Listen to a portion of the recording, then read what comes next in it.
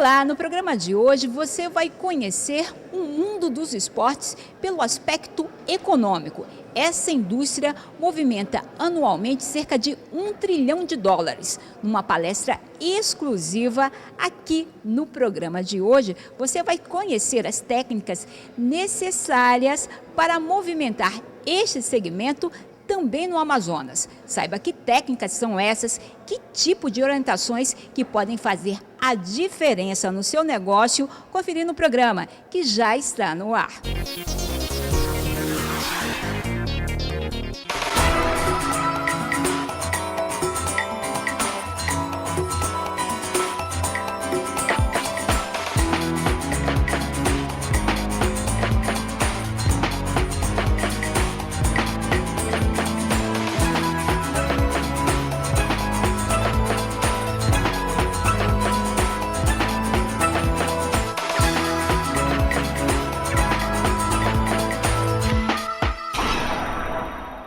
O segmento de esportes profissionais também chama a atenção da equipe de marketing e de comunicação social.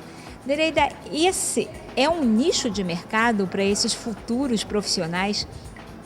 Com toda certeza, esse é um mercado que nós estamos precisando trabalhar na nossa cidade. O nosso mercado ainda está um pouco amador, mas os nossos alunos hoje eles estão sendo preparados para trabalhar com o marketing, tanto com o marketing esportivo, como na área da comunicação social, publicidade, propaganda, jornalismo e rádio e TV também. Com toda certeza, esse evento ele vem trazer para a gente uma outra visão, uma visão profissionalizada. Costumo dizer para os alunos que a nossa hora é agora, né? O profissional de marketing, o profissional de comunicação, ele agora o mercado está se preparando para ele. E os nossos alunos estão muito bem preparados para isso, pode acreditar.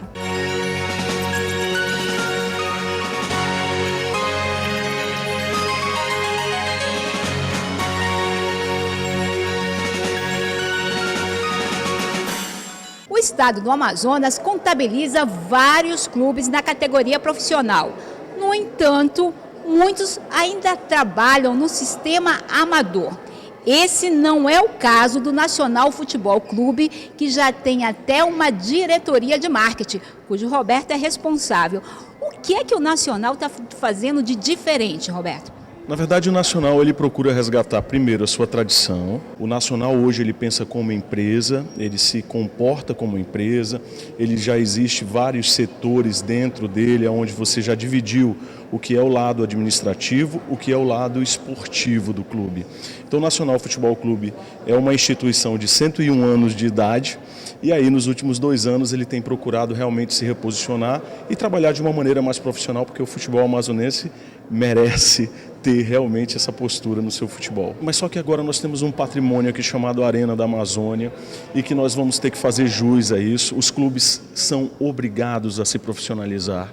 Não tem como você manter clubes de futebol trabalhando com uma Arena da Amazônia com um público de 800, 900 pagantes de média, que foi o que a gente teve em 2013. Então é importantíssimo a gente realmente ter isso reconstruído e que o torcedor amazonense escolha um time, seja nacional, Rio Negro, Penarol, Princesa, qualquer um time, o Fache, mas que tenha um time aqui no Amazonas para torcer. É isso que a gente do marketing do Nacional deseja, que todos tenham um time amazonense para torcer.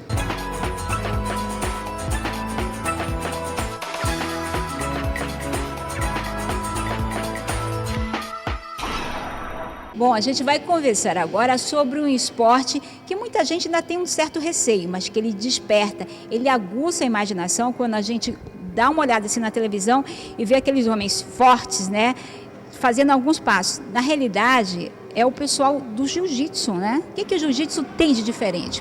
O povo brasileiro é um povo guerreiro, o manauara é um povo guerreiro por natureza. E o jiu-jitsu é isso, ele é uma defesa pessoal, antes de tudo, uma defesa pessoal é uma forma de uma pessoa menor e mais leve conseguir se defender e derrotar uma pessoa teoricamente muito mais forte e mais pesada. O povo amazonense não é um povo muito grande, não é um povo muito levado à parte de força, e sim a técnica. Isso, o jiu-jitsu veio a casar com o povo manauara, com o nosso povo amazonense, por causa desse motivo. Anderson, é possível estimar quantos praticantes o jiu-jitsu já tem aqui no estado do Amazonas? Em média de mais ou menos 3.000, acho, ou até mais. E é um pessoal que costuma lutar cedo? Desde pequeno. A gente vê nos campeonatos, né? Vai ter, inclusive tem um agora, final de semana agora, vai ter um campeonato amazonense. Então, tem crianças. A questão da disciplina, né? É muito pautada na nossa academia lá, com o Sensei Henrique. Ele pauta muito nessa questão da disciplina. Ele é muito tradicional em questão das tradições do Japão, porque ele viajou muito para lá. Então os briguentos não tem muita vez. Não, não tem não.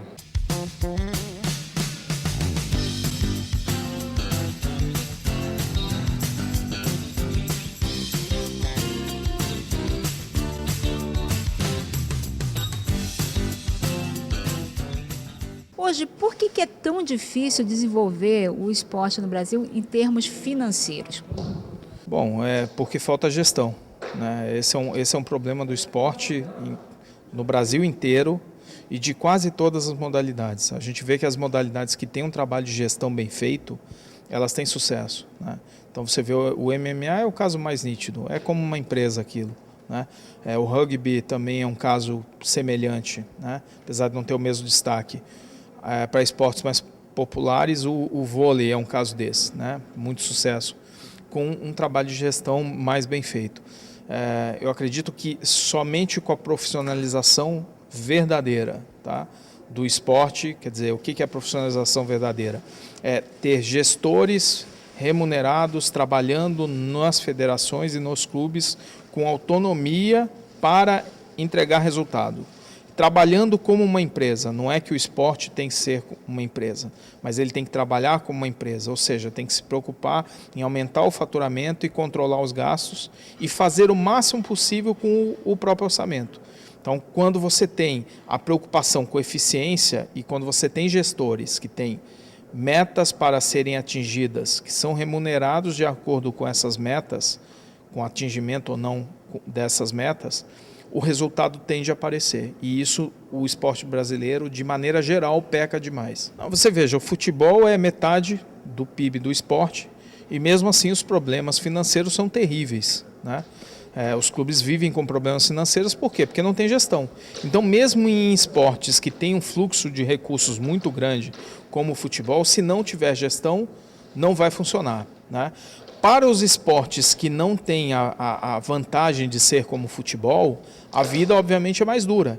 Esses esportes precisam ter um nível de gestão ainda melhor para poder fazer com que o pouco recurso que eles têm, que é muito menor, consiga no final render mais. Então a equação é simples, vale para o esporte, para qualquer atividade humana, né? Você trabalhar com o teu recurso para que ele gere o máximo possível de resultado e paralelamente trabalhar para aumentar esse teu recurso. Manaus é uma das principais cidades do país, tem um dos principais PIBs do país. Então o que a gente está falando? A gente está falando o que precisa para você ser bem sucedido em esporte. Você precisa ter prática, né? Precisa ter população para praticar, né? Então um polo de mais de 2 milhões de habitantes é um Precisa criar uma cultura esportiva. Exato, precisa criar uma cultura esportiva e precisa ter gestão para viabilizar financeiramente esta operação. Mas o principal que a gente vê no esporte, vale do futebol a outros esportes, de novo, talvez não todos, mas os principais esportes certamente, é você ter praticantes, você tem que ter população, e existe, você tem que ter recursos, existe, vocês têm um polo industrial aqui gigantesco, né, que precisa trabalhar junto com este projeto de esporte, mas, como eu disse na palestra, para a empresa você não tem que pedir caridade, você tem que apresentar projetos viáveis em que ela veja vantagens para participar daquilo. Quando isso acontece, eles investem. Quando isso não acontece, eles doam. Qual a diferença entre investir e doar? Eles doam pouco e eles investem bastante. A Floripa tem também como proposta ajudar a fomentar aqui no nosso estado conteúdos novos, principalmente com relação ao marketing esportivo. E dessa vez tivemos a oportunidade de fecharmos uma parceria com uma empresa que se tornou parceira da Floripa Amazonas, que é a Pluri Consultoria, empresa especializada em pesquisa e marketing esportivo, que é a empresa onde eu tenho um grande amigo, que é o Fernando Ferreira, que é diretor dessa empresa, que veio aqui em Manaus contribuir, de trazer informações novos conteúdos com relação ao nosso mercado esportivo a nível de Brasil e mundial também. Tivemos a presença de um grande número de universitários, alguns gestores de clubes e academias também aqui do nosso estado, como tivemos também pessoas profissionais da área, como nós tivemos aqui a presença do Departamento de Marketing do Nacional, tivemos também a parte da diretoria do Fart Clube, também esteve presente conosco aqui, e outros representantes aqui de outras classes que tiveram aqui também presente nesse evento, que foi um evento que acredito que vai servir como um marco aqui no nosso mercado amazonense com relação ao marketing esportivo. Agora em maio vamos fazer o Esporte Café, é um evento que a gente vamos ter alguns convidados onde estarão participando de um bate-papo falando sobre o segmento esportivo e vamos continuar enfocando, até porque nós somos uma das sedes da Copa do Mundo, falando sobre futebol. E o tema desse evento que a gente vai enfocar no evento Esporte Café vai ser com relação à torcida de clubes locais.